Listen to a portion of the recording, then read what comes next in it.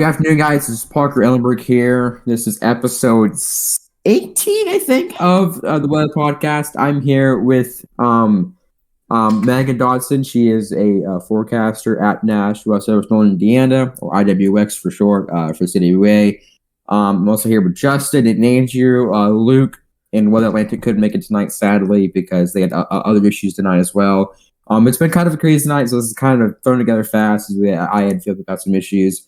But so I will let Megan have the floor. She is going to talk about how she kind of got into weather and how it's evolved and changed her life and where she's at now. So the floor is yours, Megan.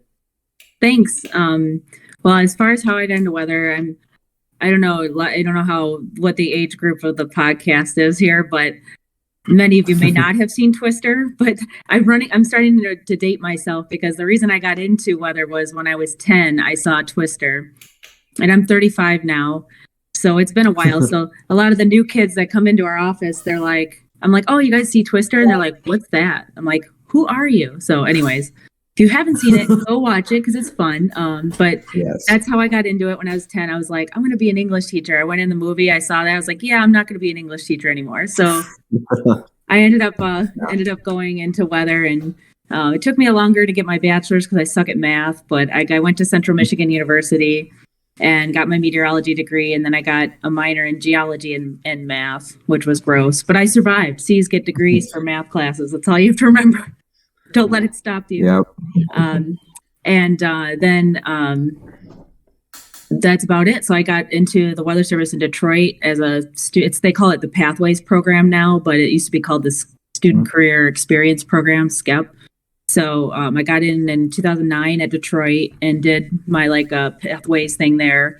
And then when I graduated, I moved to Marquette, Michigan, and worked at the Weather Service there till about August 2014. And then I came down to Northern Indiana. So I always joke around. I say oh yeah, I was kind of a Twister nerd in the sense that I got my red truck.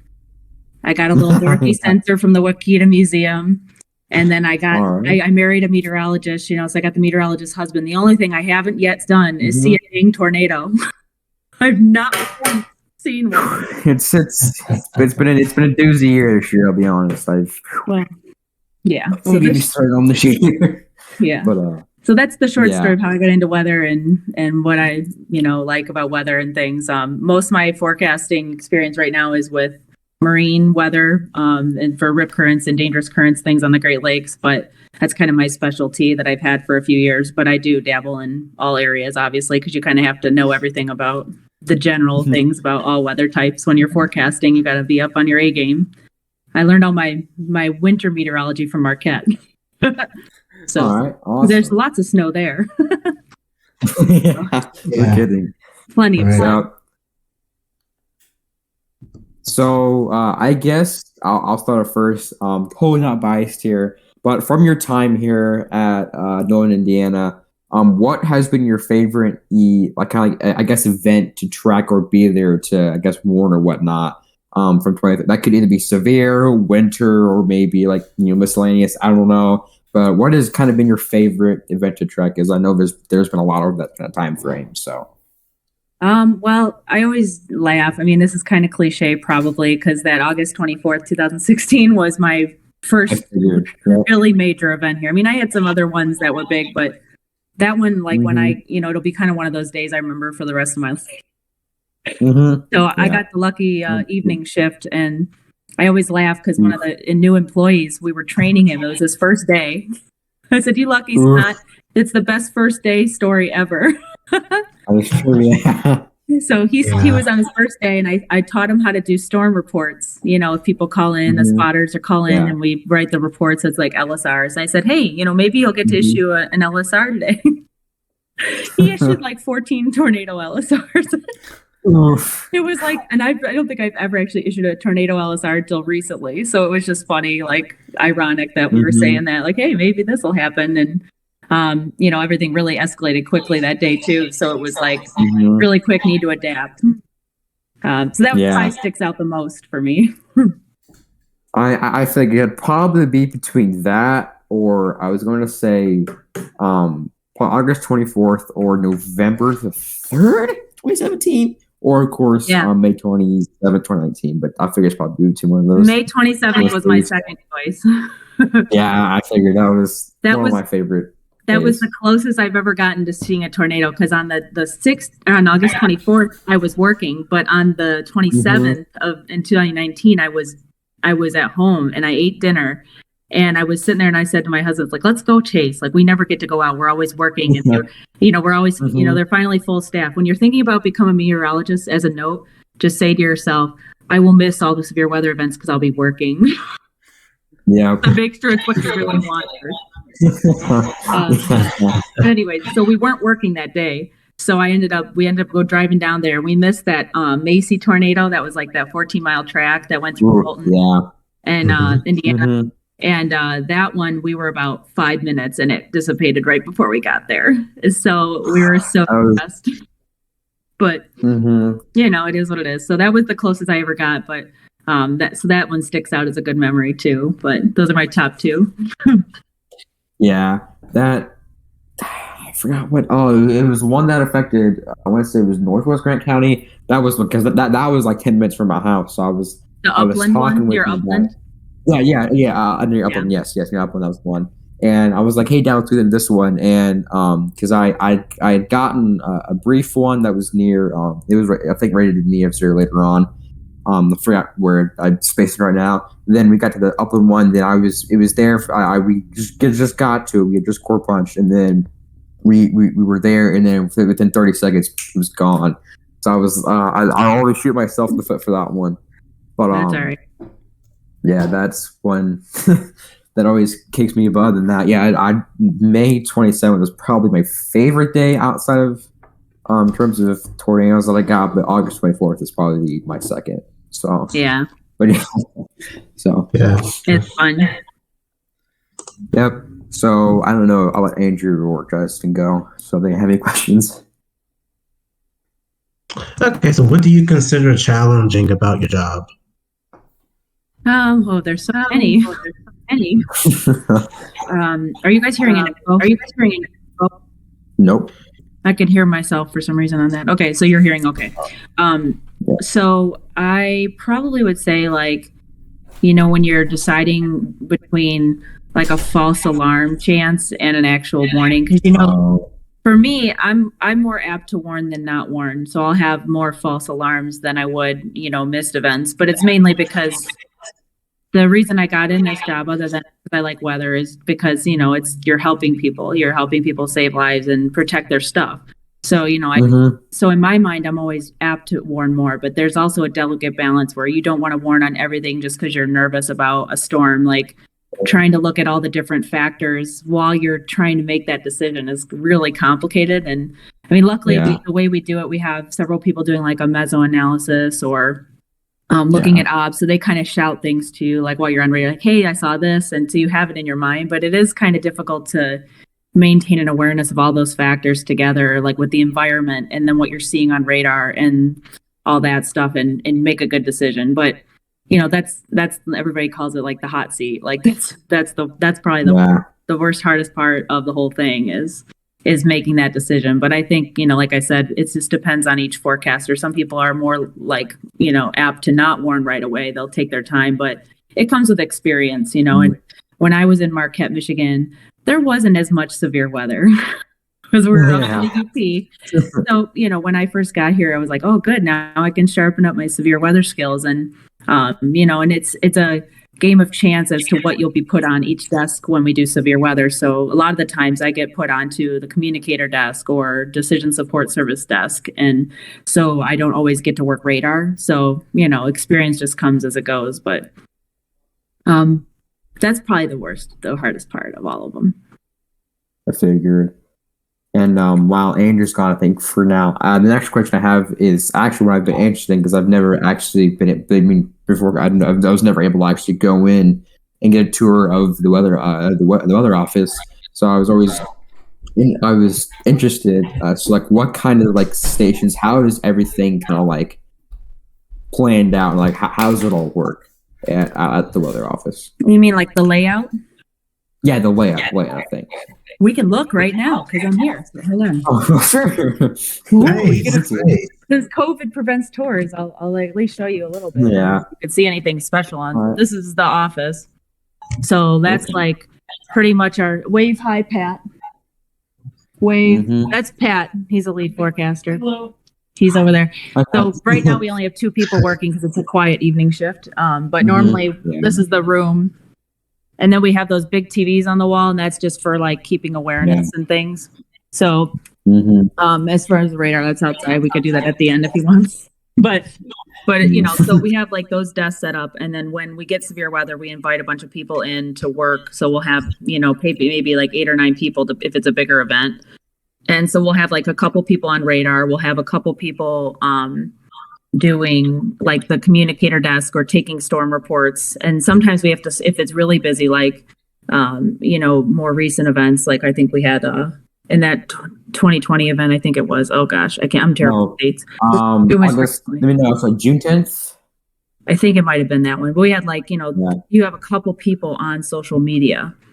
August 10th, 2020. Yeah, sorry, August 10th, yeah. That's my anniversary. Good anniversary date. Yeah. Present, right? Nice ratio. So exactly, yeah.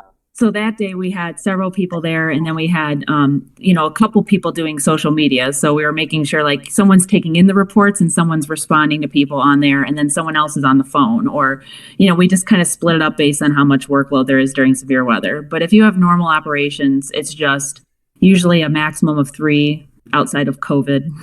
Right now it's probably about 2, but, and we have someone working from home on a decision support desk, which is like monitoring social media and then also working with like emergency managers to give them briefing packets.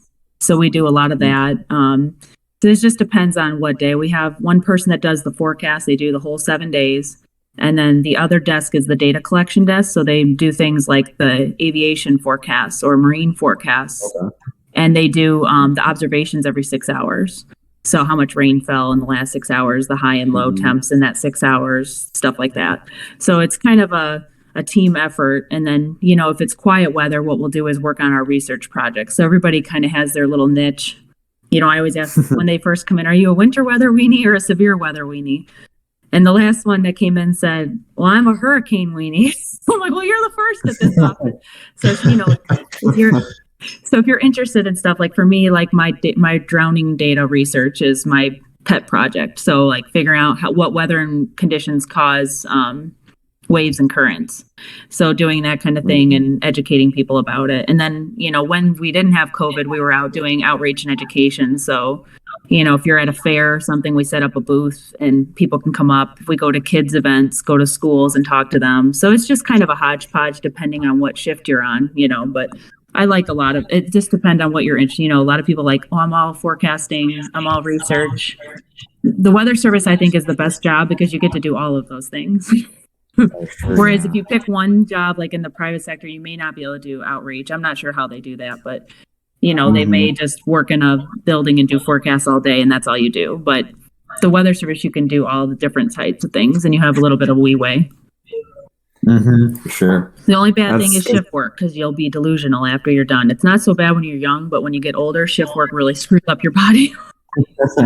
Yeah, for sure. So I was here, like I worked, like for example, I worked 2 to 11 yesterday and I work again today 2 to 11, but I also had overtime because one of our coworkers was sick. So I ended up working till 4 a.m.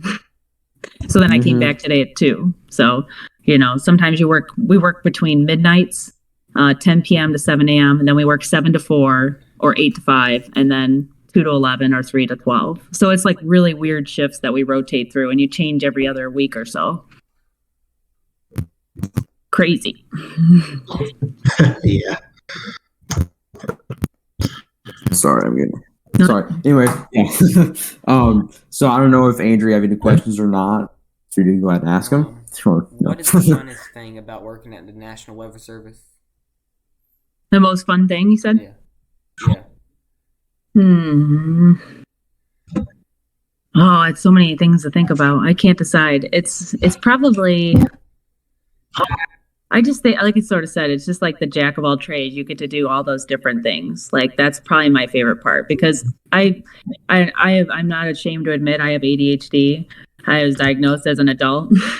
And so I get bored doing the same thing over and over again, really bored, unless it's my hyper focus. So for me, this job is great because I can bounce between research, outreach, forecasting, severe weather events, winter events, and the weather. We picked this office to go to because the weather it's like all 4 seasons. So you get a potpourri of different weather phenomena to deal with. So it just keeps you constantly, stimulated and on your feet. So that's a really big plus for me. I think that's my favorite part, probably. All right. And I guess I'll go real quick, even though we do have Dallas here now from, or I should say Jackson from Dallas Fort Worth. He's here now. But my next question is, so what is, when you have your free time, what is something you like to, I guess, kind of do? I don't know if it's been answered or not, but what is something you like to do maybe in your free time, maybe not related to weather, or like, what are your favorite hobbies outside of weather? Well, I mentioned earlier I'm a geology minor. So my husband calls it hoarding, but I call it rock collecting and polishing. So I have quite a sizable rock collection now after collecting things for 10 years. Up in the UP, they had a lot of, they had a ton of rocks, like abandoned mines and things. So I got all sorts of really cool rocks and minerals from there. So I brought them all with me. And then the other thing would probably be gardening. I like to garden a lot. And then weather. So that's all it's pretty much always been. Yeah. I've noticed as time goes on for me, I kind of enjoy, like, I'll go out now because I live right next to the river, actually, where my dad's right now. We live right next to the river. So I'll go down and I'll find all sorts of, cool rocks and stuff. And I've noticed I kind of like, just seeing what I can find, maybe comparing it to maybe this and that. So rock collecting, as time goes on, is kind of, it started piquing my interest more. Typically, I didn't like it because I was like, oh, they're all the same thing. But as time goes on, and see how different rocks look, and especially being next to a river, seeing how different sediment after a long time is different with rocks, it's honestly very cool. So it's a lot of fun. It's really fun. I like mostly igneous and metamorphic, but I do go into the sedimentary once in a while. Yeah, for sure. Nerd alert. So I know exactly. So I know Justin or anyone else have any questions, but for sure, go ahead.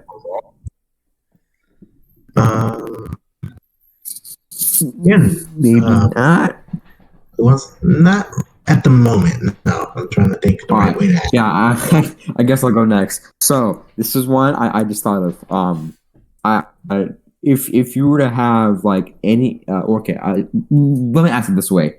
Do you prefer cats or dogs or a different animal? I know this is kind of off topic, but I'm just curious. I'll talk all day. That's the other benefit of being ADD. I can talk about random stuff, and I'm with you. So, I have a bird actually. It's a parrot, and her name is Pee-wee, and she's 8, and she's what they call a pineapple conure. And so it's like a little parrot, and she talks and stuff. She says hi. She's so pretty, and then she usually bites me after she says it. You're like, hi. They're just like, they're crazy. I love them. So I've always been a bird person. Like when I was young, I found out I was allergic to cats, and that was my number one choice. But then I was like, oh well. We always had dogs growing up, and I didn't mind that. But a lot of hair, got to let them out. Doesn't work with shift work very well. So I ended up getting birds. And like I always joke around. I say at one point I was like the lady from Home Alone 2, with all the birds all over in the city. I had like 11 birds. But my husband was like, no, we're going to cap it at 1. So once they died, we didn't replace them. So. Oh, no. Yeah. That's, I mean, I guess a chicken's a bird. Yeah, I guess chickens are, but yeah, I like, we homegrown raised, chickens. We actually recently, over the past few weeks, we've been having chicks hatch and stuff. So we're hatching them before when it comes, so we can, grow them out and have eggs in the future and all that. So yeah, it's fun. Stuff, so. I love chickens. Yeah, they're so cute for sure. They are. But I don't know if anyone else can go. I don't want to take all the questions or stuff like that, so I'll ask all of them. So, Andrew, you had sent me that list, didn't you? Did you want to ask those or no? Yeah, I'm going to in a second. Oops. What is the most snow you've gotten while at the National Weather Service? Like in any National Weather Service office? Yeah, I was gonna ask you. I was gonna email you back and say since which office but I grabbed them from both. Detroit's a little bit similar to IWX, so I didn't count that. I just went to Marquette because Marquette's going to be where I saw the most snow.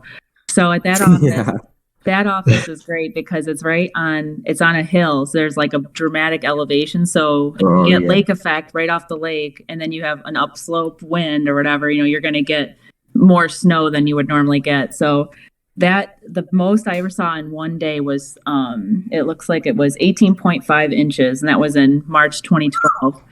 And that was in one day. And then that sort of was the greatest 3-day total I had. Because usually what would happen up there is we'd get a synoptic system. You'd get the maybe 6 inches from that. And then you would get the lake effect behind that. And so you'd end up with 30 inches in 3 days. So we ended up, it was 30.2. And that was November 10th through 12th, 2014. And that was my favorite one. And there was probably 15 or more other dates there that I was there that it was over 20 inches of snow, in 3 days or whatever. So that was probably the most I ever had. The best 2-day total was 26.2, and that was at November 10th and 11th. And the crazy thing with the March one, when we got the 18.5 in the one day, was that was the year. You remember March was really warm and it was 80 degrees or something. And we left, I think we had 56 inches snow depth, 56 inches. And we left for a conference and we went down to Chicago and it was 80 something degrees. And everybody was wow, this is crazy. We drove back to Marquette and it was gone. It was just all of it melted off. And then we had a huge forest fire that year. And that was really interesting because that was probably my most, the most fire weather experience I got was forecasting conditions that are favorable or not favorable for fires. And so we had that Duck Lake fire, and that was the biggest fire I ever worked with. So that's another cool thing you can do with the Weather Service. It has different areas you can specialize in. So you can be an incident meteorologist. A lot of the people that I worked with, one of them that I worked with in Marquette, actually, her name's Carrie, and she went out to the fires out west all the time. They'd deploy her and she could do observations right from the fire. So that was kind of neat. So you get to do a bunch of potpourri things. So that was a busy year, 2012. But that's probably the most snow was 18.5 in one day, 30 in 3 days. Crazy. 30, son of a gun. I wish we could see that snow here. Yeah, right. Well, I think I wrote down at IWX, the greatest 1-day total I had since I've been here, which was in 2014, was 13.2. And that was in February 2015. And then I remember that. I think that was the one. And then that's and then 14.2, I guess, is the greatest 1-day total at IWX since 1998, which is when the office was built. So that was on December 16th, 2007. So I've almost seen this. It's the second highest snowfall since the office began. So I feel pretty good about my snow records. There you go. Yeah, for sure. If we had that much snow down here, we'd die. I know, right? I always laugh at the differences. It was so hard for me to adjust to talking about snow forecasts when I moved from Marquette to even Indiana. I couldn't even imagine going to southern region in Texas and stuff where it's an inch is devastating. That is so weird to me. Because even now, since I was at Marquette, I'm well, it's just 6 inches. It's not that big a deal, but because I'm used to it being like that every day. So it's just really weird to kind of move around to different offices and have to adjust your thinking of what's a big deal and what's not, Right. An inch up here is nothing for us. Down here, if you get 1/10 of an inch down here, cars are flying off the roads. That's terrible. I feel so bad. I mean, I guess they don't all have winter tires, so we can't blame them for that. Exactly. But it is what it is. That's the Great Lakes for you. That's why I like it. It's a potpourri. Yeah. I keep remembering I think it was this winter, the most recent thing, that one day where I think some places reached 11 inches. So these were forecasts. It was the biggest one because I remember the winter 2020 was, just 2019 and then 2020 was kind of meh. I remember there was a lot of cold rain per the usual. And then around 20, it was, I think come February, late February is when it got very cold. But the last kind of probably good snow that at least I remember seeing was probably in 2017 or 2018, I think. Even then, I kind of don't quite remember, but it's been a while since I've seen at least above 11 inches of snow. So, but that's crazy. Yeah, me too. Not as common Oh. for me as it was before. That's for sure. I was like, For I was like, sure. we have snow. Like, I mean, Yeah. it's like at some point you just start driving and you're like, I have no idea where these lines are. I'm just going to keep going. You're like, I'm just going to go by memory. Like, I remember driving home one night and I was having a stroke. Like, I was like driving, I had to go all the way down this huge hill on US 41 to get home. And I was like, Mhm. okay, it's just straight till you get to the Walmart and then you turn a little bit. And I was like, fingers crossed. It was dark. It looked like Star Wars. Like I was like, going into enhanced takeoff mode. And I was like, oh my gosh, like it was bad. Like, and that was probably the worst one. I remember I was afraid I wouldn't even get out of the parking lot. And I had a truck at that time. So Mhm. it was bad. Yeah. But I don't miss that very much. Yeah. It is cool That's to see one thing. extreme stuff. But then, it's like annoying when it's every single day. You're like exhausted because you have back-to-back events. And that's probably Yeah, another big true. challenge with working at the Weather Service. It's like this last week, I don't know how people in areas that get chronic severe weather even function. Mhm. Like I have a massive Yeah. respect for people in Texas and all that because, we had like a few days this month. What was the last event we had? I'm senile. Well, it was like a month ago or something. I think it was July, and we had those tornadoes. We had like Fayetteville and stuff. So we had we had like 2 or 3 days in a row of severe weather, and it was just like ramp up, ramp down, ramp up, ramp down, like with messaging and all the warnings, and then the event itself, then the cleanup of the event, all the storm surveys. So we had it was just like, August 11th and 12th this year. That's when it was. Yep. It was just, I worked like 3 16-hour shifts in a row. It was absolutely insane. And I was like exhausted afterwards. I'm like, I don't ever want to see another severe storm for another month. Like I need a break. I want it to be high and dry. Big bubble, no trouble. I will always not like August 11th because I remember that day I was like the morning of I was so confused because like I woke up this morning and I saw that there was I think that 70-mile-an-hour warning that was that was August 12th. August 11th woke up and I saw that there was that MCS that was beginning in Iowa. I'm just like, okay, this is weird. And then I remember going on, and I remember being like 12, it was like 10:30 a.m. I remember seeing that, like, across Indiana, there was like areas of like 3,000 Cape, and there's uncapped. I was like, oh, okay. And there was, I think, 30 or 40 notches of shear that was just moved in from the old MCS that kind of died, and then moved into the neighbors uncapped, and that's when it went berserk. So I missed the part. I missed the severe thunderstorm. I missed the shell cloud part looked nuts, and I missed it. I'll never forget. Always it's so depressing. I know because I wanted to see if I could step outside during passing period, but I wasn't able to. I was in my PFR class. But quick question. The way it is, you're gonna miss some, Exactly, for sure. And quick question: I've had this debate with a few of my friends. Was there any talk with August 11th potentially being a duration? Because I know it wasn't classified as one, but I know that there were a few, I think 75 or 80-mile-an-hour warnings that were in Detroit and I think in Cleveland as well. So had there been any talk maybe between you or Dex or? I don't think, I forget do you remember I always forget the criteria. I always have to look it up. I always forget. I know it's 75. I know it has to, at least, I know there has to be, I think, 75 mile per hour point somewhere, and the distance has to be coupled with the same amount of winds. Maybe not. It says, if the wind damage swath extends more than 240 miles and includes wind gusts of at least 58 miles an hour, or greater along most of its length, then it's classified. So I don't think that one met the length requirements, like the distance. All right. That's what I think it was.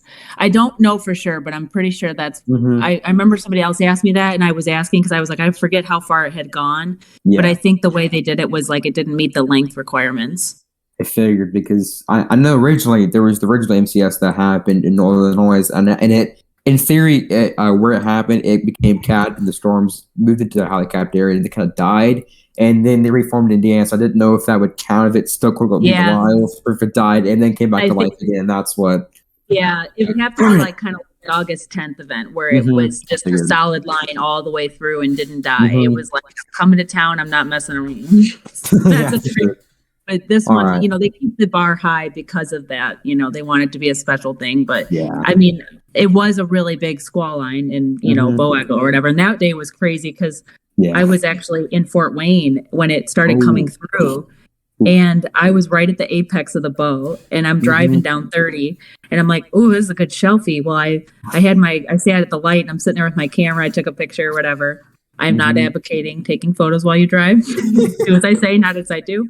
It's not the safest thing, but then all of a sudden the thing hit, and there's all this debris flying everywhere, like twigs and leaves. And I'm like, "Holy cripe!" And then all of a sudden this trampoline just rolls into into 30, and I'm like.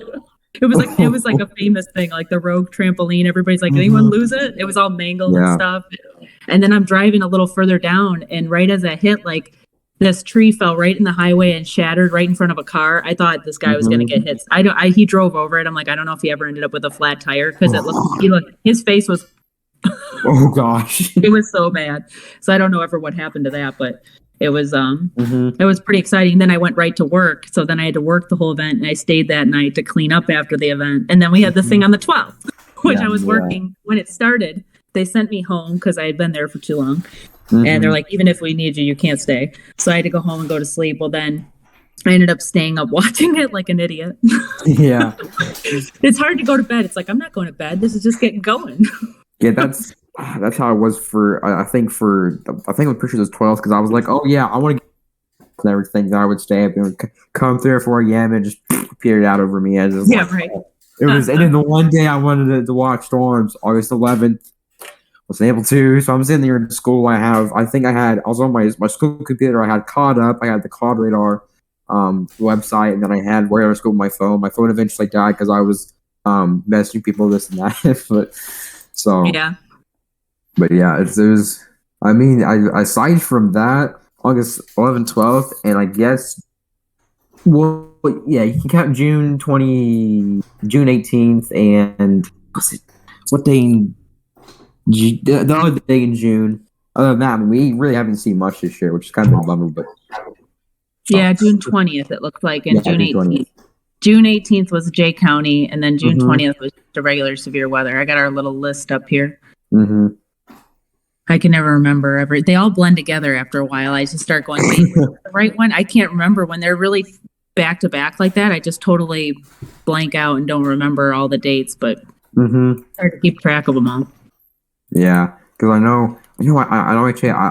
chased June 18th, and I got on the Supercell that was approaching La Fountain. That one, I still to this day. I could never have found damage. I could never have found damage because it was in like kind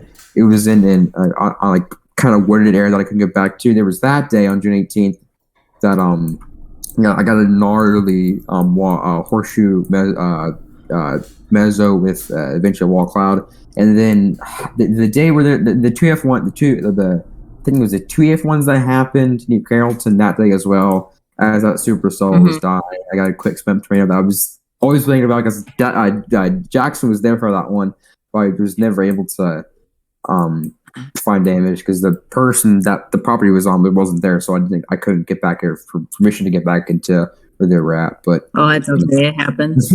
Yeah, so that's all you can do, man. That's all you can do. I mean, when we used to have in the UP all the time, we had this problem. We had this storm, and I cannot remember what it was DBZ wise, but it was like 70 DBZ, pretty high. Like I think it was over 20,000 feet or something. So you knew like the thing was severe hail. Yeah.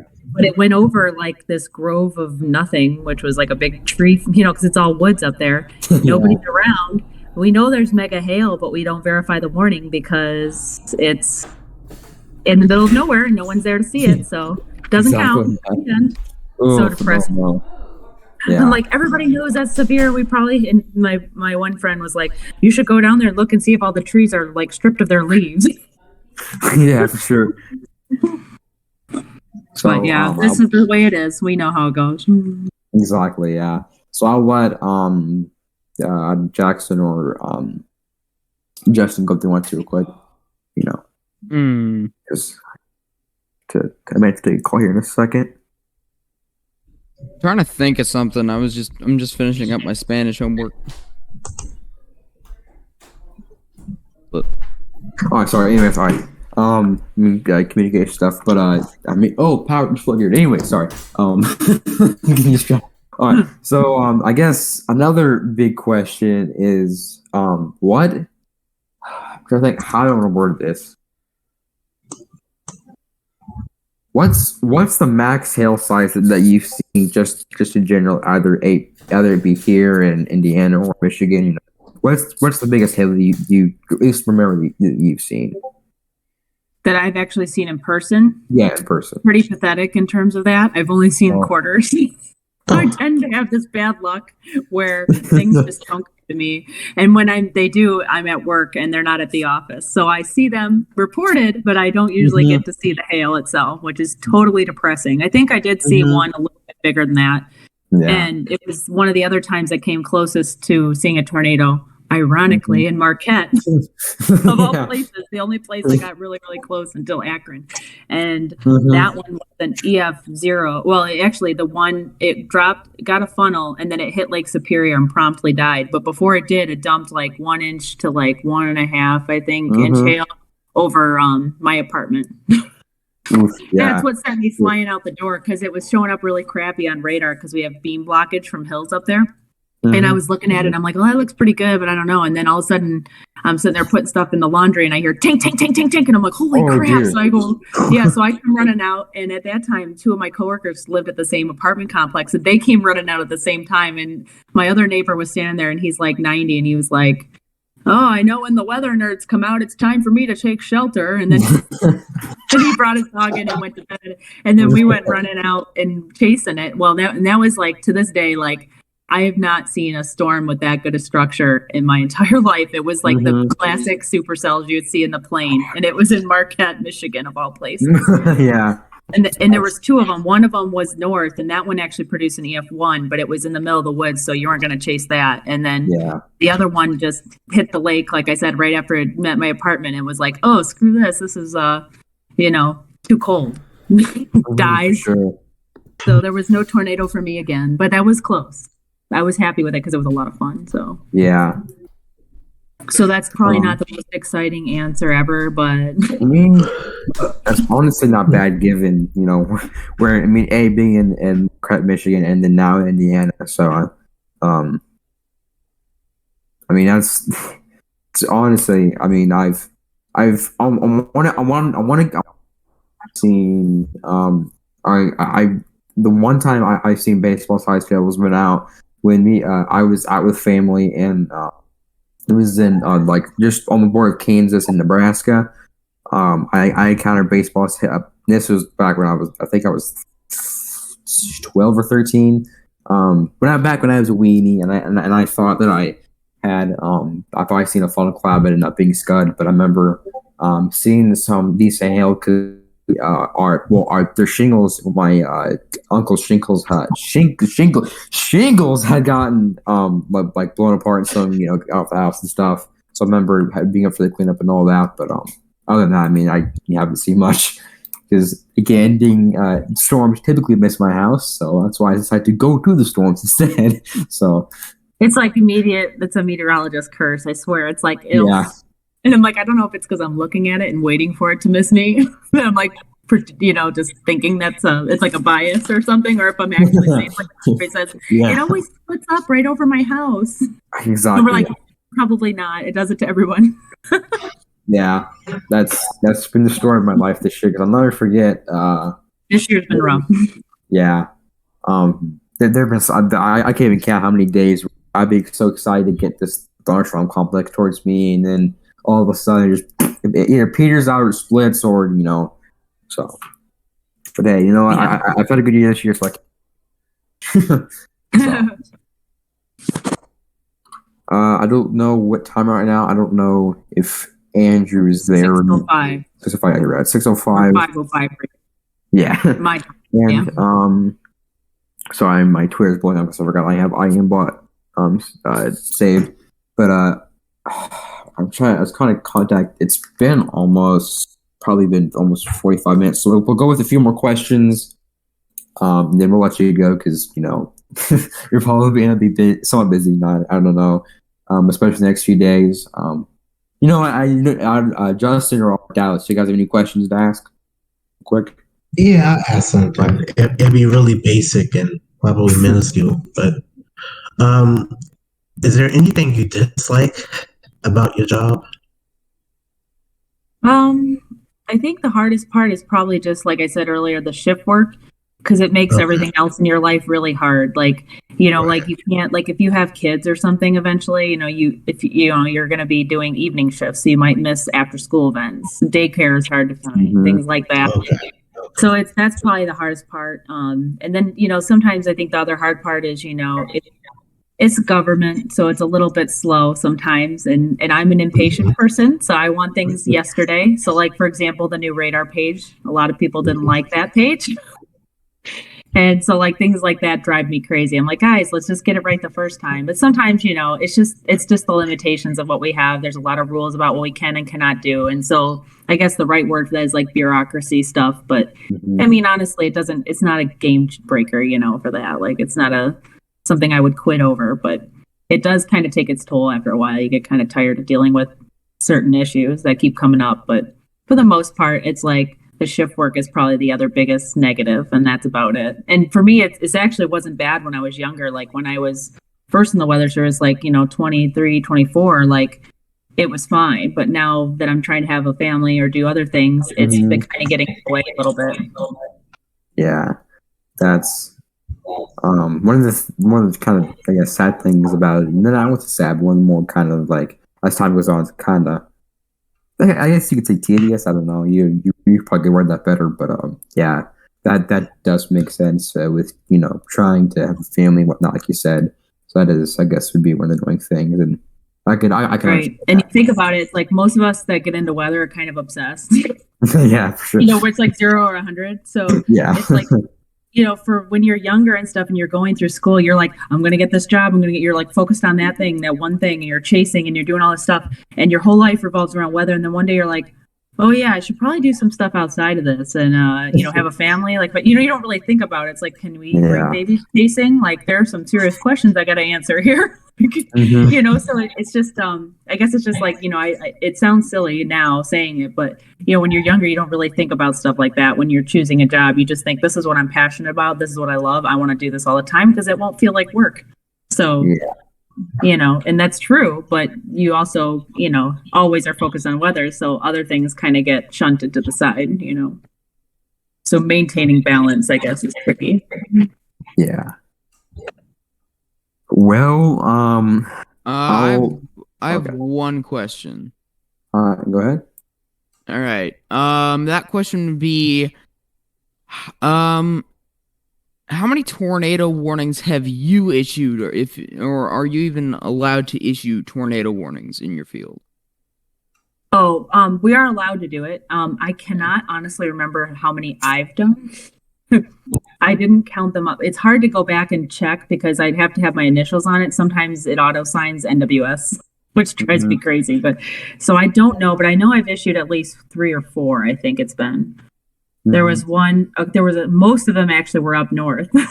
Yeah. Because a lot of the folks there were like more into winter weather stuff. They didn't, want to always work radar and things. So I would just scoop up any chance I could to work radar because I wanted to experience, because I knew I wasn't going to get as much as other people like working in the plains or, even in Indiana or like further south.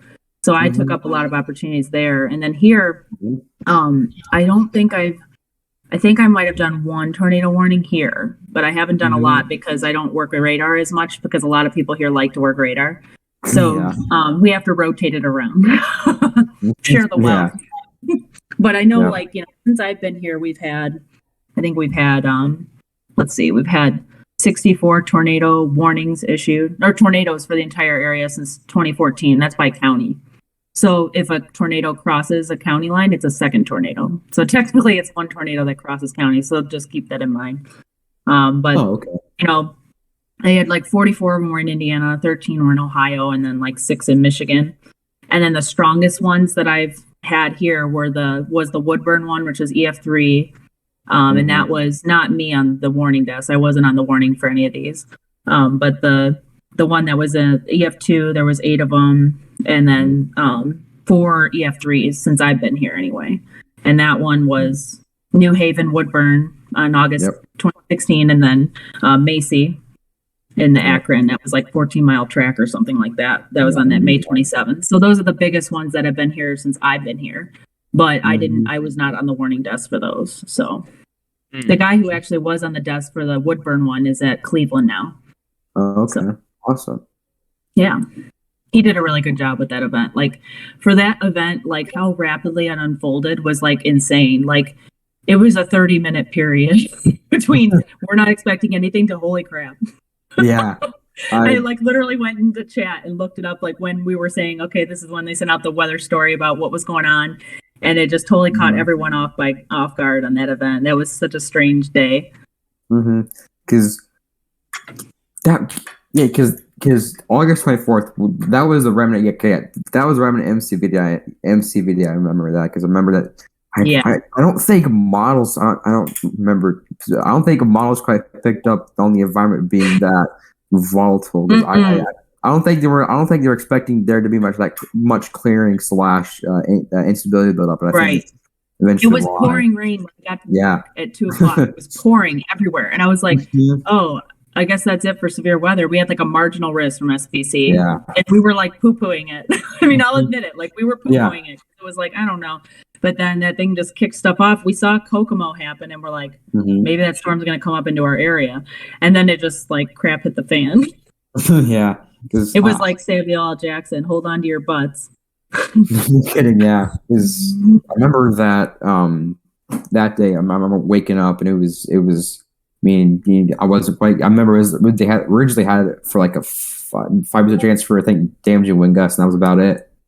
And then I remember coming out of school, and I heard on the radio, and I heard that what happened with Kokomo, and my dad actually at the time had to work that day, and I remember we were going towards the Sweetser area, and then I remember I didn't get to see it because I remember it was heavily raining out because the MCV trails typically are heavily rain wrapped, and then I remember we were pretty close to them. I never fully got to see because I was so confused because it was raining and in the one near Sweetser, and I was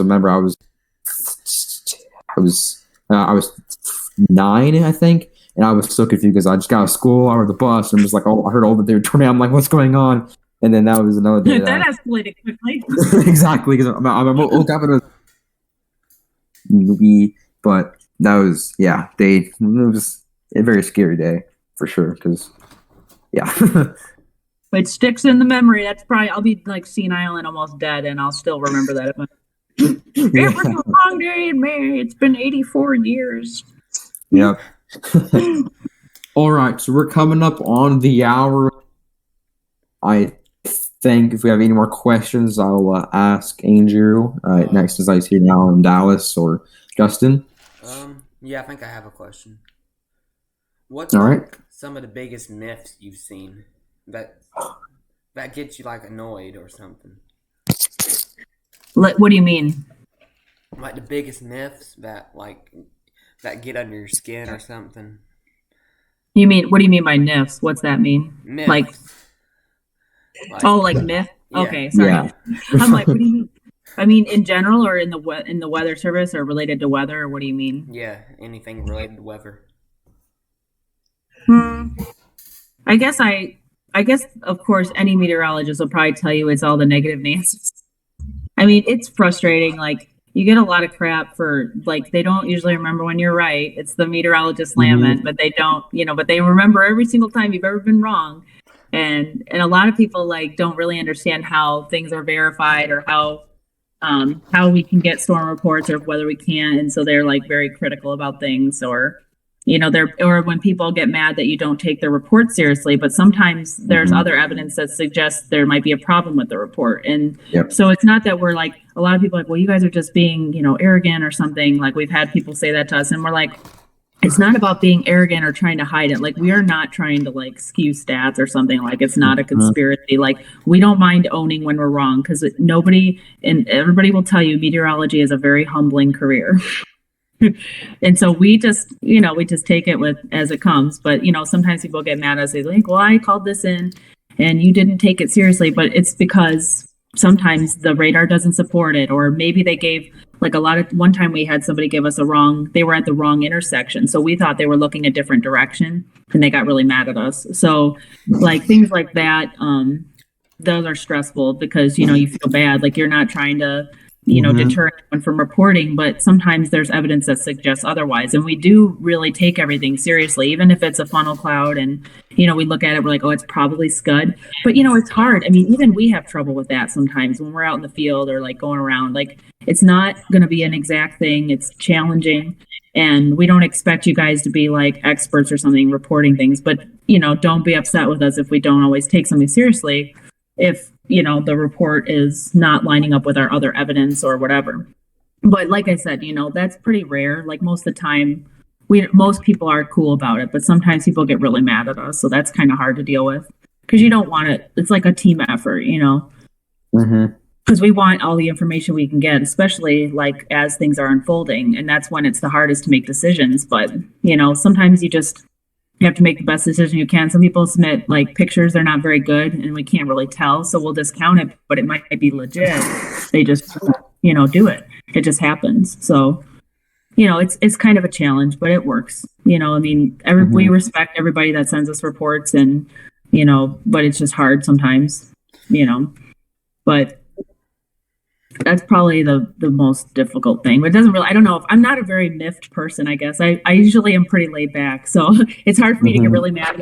People start getting nasty. Like there's some people on our Facebook that, I'll believe it when I see it. I'm like, okay, crabby pants, how you forecast. Not the Facebook people, no. Oh, the Facebook people get me sometimes. The trolls. Exactly. We've got a few. And there's a lot of people that you'll find this too when you work at the Weather Service or probably any weather. Broadcasters probably have it much worse where you get people that are really afraid of severe weather and they'll ask you 55 times a day if there's going to be severe storms in their location. And that is exhausting. Or like, what do you think about this latest thing? You said storms, like, and then they just keep asking and asking. And you're like, I can't spend all day talking to you and giving you a personal forecast, dude. But, people are just afraid or they get phobias and stuff, and that's okay, but it's not really myth. It's more of like, oh god, here we go. Yeah, I used to be bad about that. This is bad. I always would look at it like wrong range, not long range, but I always would. Yeah, like, oh, there's this 850 millibar jet that's coming through, and that's why I've learned over the past few months that to look more into long range models and troughs and patterns. Yeah, that stuff's hard too. But like a lot, we always joke around. Like some people will say, like, "Oh, what do you think of the latest model run?" And we're like, "We aren't going to diagnose every model run with you right now. Exactly. We got too much other stuff going." It's not because we don't want to, by the way. It's because we just got so much other stuff going on. We don't have the time to sit with dialogue for 9 hours about it. But would probably if it was outside of busy times. So I always joke around with people. I say, if we don't answer you right away with something like that, it's because we're busy with other stuff, and maybe. And the other thing is sometimes the person who's on the data desk who responds to social media isn't always the one who's looking at the forecast. So I would have to be like, hey, what did you think of this latest model run for this person online? I didn't look at it very closely yet, so. And I know that nobody on the other side knows that usually, so we don't really get too upset about it. It's just more like, oh, okay, we got another question about this. So yeah, for sure. It's just hard to balance everything together, and you want to, like, I'm kind of a nerd and I'll sit there like I could do this kind of thing, like with podcast stuff for like 12 days. I don't mind because it's fun for me. I like sitting there and meeting people, but a lot of people in the office are more introverted and keep to themselves. They don't really enjoy it as much. So it probably depends on who you're going to get on the responses and stuff, like who's on the desk, how much they'll engage with you on things. So, but I was going to say before we end up hanging up here is that, once COVID's over, if you guys ever want to like organize a tour group, we can set it up. So you can just reach out to me. But I know like right now they're still not letting us do tours. But once they do, we let people come and do tours. We can show you around and all that. For sure. Yeah, I'm like 1,000 miles away, so unfortunately, I don't think that's happening. Where's your dedication, man? I'll fly you up here. Yeah, but that's late June. You're bound to see some severe weather up here. Oh yeah. And make it worth the trip. For sure. I won't be at the weather service office. It never is, but yeah, for sure. But you might be close enough. Because one of my plans before I leave high school, I don't well, I want to enter that so I think in Wayne 15 originally I was supposed to get on a wish down in Indianapolis, but aside from that I want to kind of tour the office on a day that's not like very very big or anything at all. I just want to see how things are kind of done and conducted, and overall how that kind of atmosphere, how things are. So, but soon hopefully. So. Yeah, they usually only let us do the tours when it's dead quiet. They'll cancel it if there's severe weather because it's just too much going on and it gets crazy. But, like I always tell people, like, it's just basically what it looks like. It's just a bunch of people running around. And so like we're just sitting at their computers and, trying to yell things across the computers that you saw because we're just like, hey, radar operator, this happened. And then trying to like sort everything out and like who's taking what reports. It gets really crazy when we have big events, especially if we don't have enough staffing. It can get really challenging too. And that's been, we've been understaffed for a few years now. We finally are about almost fully staffed. We got, I think, 1 or 2 more people. There's a girl that's in school right now, and so she's only part-time, but she'll be full-time when she graduates. So, awesome. Yeah, she's pretty cool. It's awesome. It's just weird to see. I'm like, wow, we're almost fully staffed. This is so confusing. So we have enough people to do the work. This is great. We don't get to burn ourselves out trying to get caught up. But it got a little rough there for a while. But we've almost there. Where I think we only have 1 or 2 more spots left. So awesome. That's good to hear. But yeah, so if you ever want to know more about like the operation specifically, I could talk about it more. But whatever you guys want to see, it's fine. Right. Just have to think about how to do it, how we got to do it. Yeah, that'd be awesome to have you on, maybe in a future podcast episode for sure. Maybe to go in depth more when the time and whatnot. But thank you for coming on tonight. It's been an honor to have you on. It's awesome, especially talking to someone that kind of works in the same area. So it's awesome. It's fun. I like talking to everybody. Yeah. So I hope you have a good rest of the evening. Again, thank you so much for joining and talking with us, answer questions. Hope we get to have you on again in the future. It'll be awesome. Yeah. So hope you have a good rest of your evening and your shift. Send me an email or a text and on Twitter or whatever, and we can do another one with whatever topics you guys want. So. All right. Thank you so much. Have a good night and.